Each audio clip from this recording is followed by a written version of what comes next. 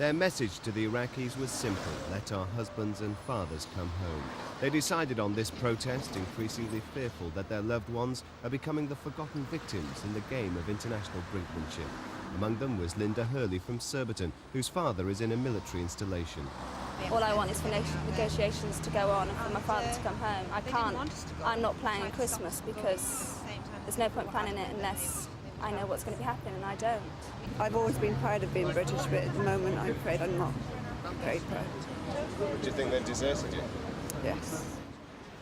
Despite Foreign Office advice, some of the women were here to apply for visas to go out to Baghdad, to appeal directly to the Iraqi government, trying to succeed where the politicians have failed.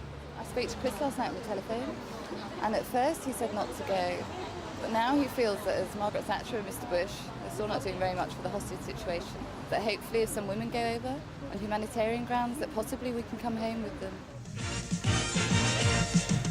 Caroline Myers and her husband Chris were among the first Britons to appear on Iraqi TV's Guest News. Mum, Dad, I'm afraid I've forgotten your birthdays again and I can't remember the date, so if it's your birthday... She was held with him at a military installation until last month when she returned home to Luton. Today she was told she'd get the visa to leave the safety of home again, destination Baghdad. I do believe we have got to share with her the enthusiasm she has, the interest she's showing, and particularly for those people that are waiting for people like Caroline to go there and mainly put their interests to the front.